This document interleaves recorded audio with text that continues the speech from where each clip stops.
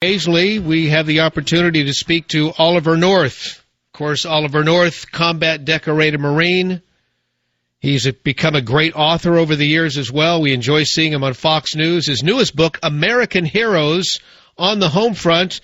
And Colonel North, it's a pleasure and, quite frankly, an honor to speak with you before this national audience. How are you, sir? Ryan, it's great to be with you. You're a brave man, brother, coming all the way from the left coast to the freezing temperatures in New York to across the country. I appreciate the chance to be with you, brother. I want to speak to you. We'll talk about your book in just a moment, but there are a couple issues that I really can't wait to talk to you about. And the first is Edward Snowden. Yeah. I was reading an article earlier this week where you said this guy is a dead man walking. Now, talk to us about that statement, please. Well, look, if I were Eddie Snowden's daddy, who was gone over to visit him, I would say, son, be afraid, be very afraid. Everyone around you, no matter whether they're young or old, no matter what they purport to be, is a Russian intelligence officer. And their purpose is to do the following: find out how we do it. And we do it with massive data processing and certain kinds of intelligence collection devices. Mm-hmm. And Eddie Snowden knows that. Eddie Snowden had a job with the CIA, he had a job with NSA, and he was a contractor to the people who are experts at this kind of thing. So they're wringing everything they can out of him about, number one, how the United States does it, that no one else can do it. Second, they want to know how they can do it. What do they need? What electronics, what technicals, what kind of intercepts, and where do you have to position them? And the Russians are not bad at this. They've got a signals intelligence site still in Lourdes, as people pronounce it, but Lourdes is the way they pronounce it in Cuba, that has been intercepting East Coast phone calls since the 1970s, and they're still doing it. But they want to get better at it. They want to do it on a global basis. Number three, they want to know how to protect themselves from what we can do today and to go to the next generation. And Eddie Snowden knows some of those things, but not all of them. And finally, they want to know, who do you know, Eddie, who might feel the same way you do, that we might be able to go talk to them? In other words, recruit them, get them to defect as well. And then what they will do is they'll start and continue and expand their disinformation program, and we've already seen some of that. The disinformation about us reading 100 million, of the Pope's telephone calls and emails and things like that. That's disinformation. And, of course, there's no way to deny it because Eddie has now told them these things, and they've just expanded on what they know and what they believe. And, of course, they'll spread this kind of thing all over the planet. And it's going to make life very difficult for us for the next 10, 15 years or so. And then finally, once they've got all that from Eddie, they will kill him. And they will kill him because they don't want us to know all the things he told them. And worst of all, after they kill him, they'll investigate it and find out, oh gosh, the Americans did it. You see where this is headed? And so, and what we've got is an incredibly incompetent, blissfully naive, utopian management of our national security affairs that they don't even grasp this. And so, if you're listening, Mr. Snowden, tell your son to be afraid, to be very afraid, because otherwise he is going to be a dead man walking. They will kill him. We will get blamed for it. And again, we're speaking with Colonel Oliver North here. Says Edward Snowden, the leaker from the NSA, is a dead man walking. And I would agree with you. Listen, you know more about this game than I do, sir. You've dealt with the bad guys on so many levels over the years. But you're right. I can understand this. Once the Russians learn all they can from this guy, they're going to want to keep him from revealing what he was, what he told them, and boom, off with him. And why would we think anything otherwise? Because who is the president of Russia? This is a former agent of the KGB. He was a very senior operative. He understands how the process works. The directorates may have changed names and numbers within Dzerzhinsky Square in Moscow, but it's the same old Russian intelligence services. And there's 7 of them. They've got internal, they've got external. They don't call themselves KGB anymore. They use things like SVR and the State Security Service and the like, but it's the same crowd. And they are absolutely dedicated to doing us in. I mean, think about what's happened in the last year. Vladimir Putin, who had no credibility whatsoever in the Middle East, is now rated by even international organizations like Jane's Defense, respected by Forbes, as the most influential player in the Middle East today. How did that happen? Incompetence, lack of leadership, leading from behind, ineptness, and naivete on the part of the Obama, what I call the O-Team. Now, regarding the O-Team and Edward Snowden, how could have the O-Team handled this better? Well, first of all, you have to be respected by your adversaries. We're not. You have to be admired by your allies. We aren't. Trusted by your allies at the very least. We no longer are. And when Snowden got on the airplane in Hawaii and went to Hong Kong, if we'd had any credibility at all, there would have been senior intelligence and diplomatic officials jump on airplanes and go to Hong Kong and convince not just the people in Hong Kong, but the people in Beijing it was in their interests to extradite him. We have an extradition treaty with them. And they ignored it.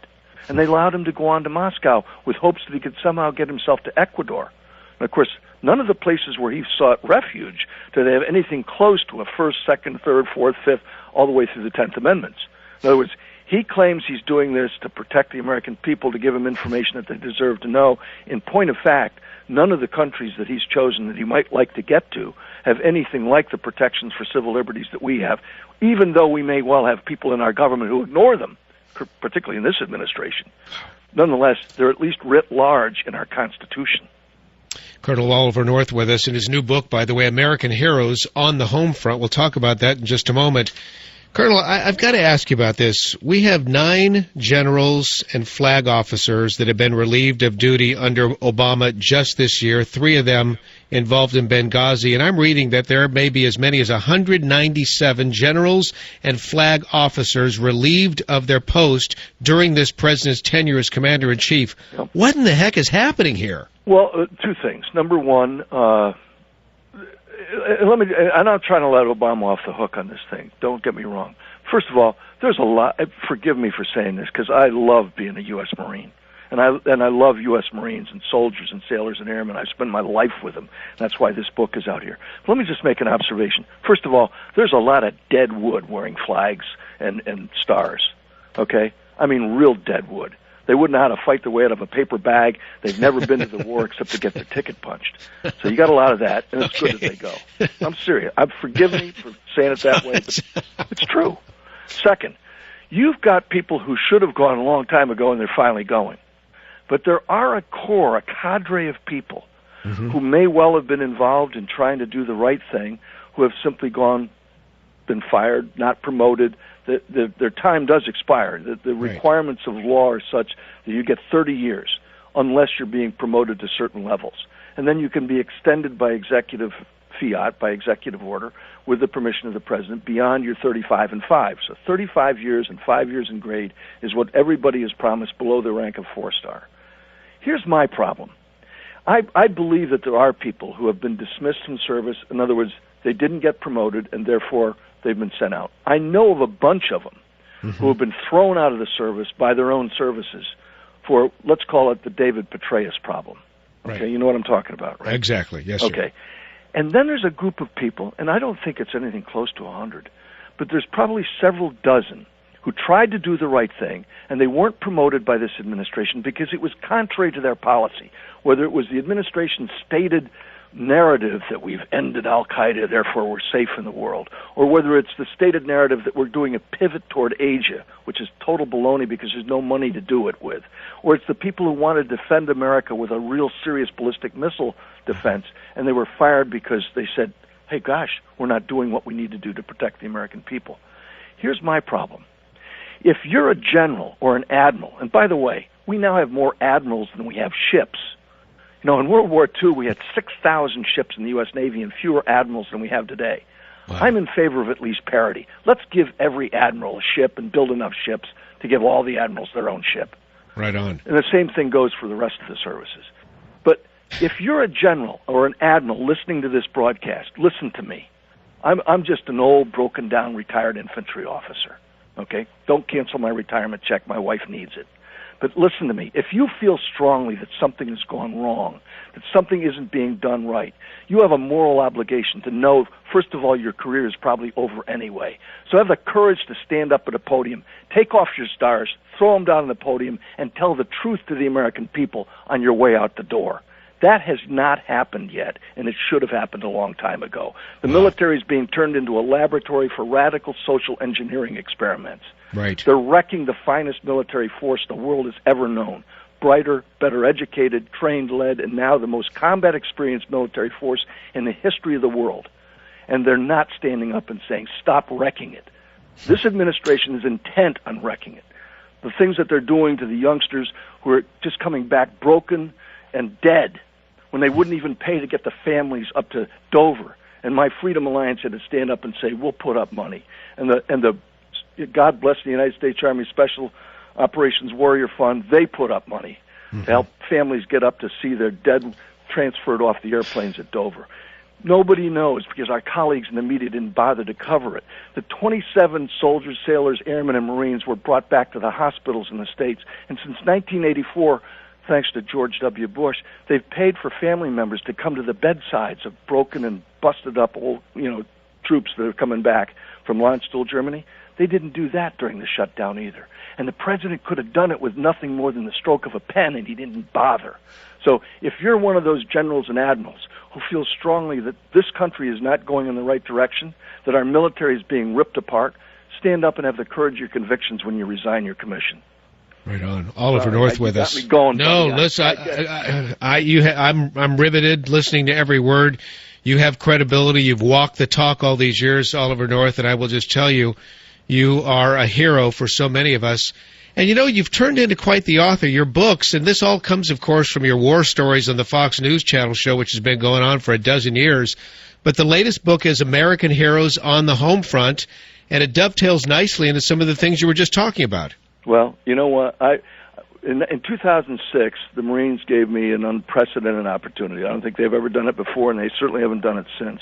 They allowed us to go and put a news team, a part of my Fox News War Stories team, documentary unit down at Camp Lejeune while I was overseas with a battalion from there. And when I got back from that, and we aired that documentary, which was called Heroes on the Homefront, my wife said to me something that it struck me right to the core. I mean, this poor woman's been married to me since 1968. And she looked me in the eye and she said, that was a wonderful piece. And, of course, in commercial television, it's 44 minutes long. She said, but you never understood until now what we were going through back here at home. Wow. And I said, you're right.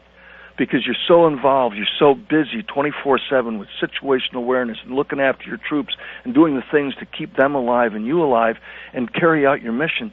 You push it to the background. You've got the camaraderie and the adrenaline and all that's going on and the exhaustion because you're on duty 24/7 for months and months on end. And back home, what do you have? You have uncertainty, anxiety, not knowing, and that nagging fear in the back of your head that at some point a chaplain and 3 or 4 other people are going to come up and knock on your door and give you the worst news you could ever get. And it struck me. And so I committed at that point, we're going to tell the rest of that story, and that's what this book is. I tell people, Brian, and I get sent, Fox will send me every once in a while to a college campus just to, get the faculty all in an uproar. But I tell them, I say, what's a hero? And I'll have kids say, the kid that caught the pass in the end zone or the guy that set an alpine climbing record. I said, a hero isn't someone wearing a spandex suit and a cape. It's someone who puts themselves at risk for the benefit of others. Now think about it. My heroes do wear flak jackets and helmets and flight suits, combat boots. But the heroes that stay behind, all by themselves, being the sole parent, where the mate is off fighting a fight in a difficult and dangerous place, is also a hero. And I never acknowledged that before that documentary and now in this book. And this is more than just a war story. It's a love story. It's about 17 people from this war, 3 from my first war as a young second lieutenant. And then the corpsman that saved my life on the battlefield is the star up front. And the story of Al Carpenter. I met Al Carpenter's daughter today in a book signing. Al Wow. Carpenter was a prisoner of war for 6 years, and for 5 of those 6 years, his family, his children, his wife had no idea if he was alive or dead. He was shot down over in North Vietnam. Wow. And Tim Lee, who is one of my dearest friends, one of the very rare survivors with a double amputation above the knee during the war. I mean, most of them died. Well, the ones that live in this war would have died, and most of them would have died. Oh, absolutely. Oliver North, we're sadly out of time here, but I'm just telling you, I appreciate you so much. You really make me encouraged about our future. We have a great country, Brian. Tell people to go to olivernorth.com. They can see the full website on there, Boom. where we're going to be and when we're going to be there. Right and on. A signed copy when they want one. olivernorth.com, the book American Heroes on the Homefront. You heard it right here on this, The Mark Levin Show.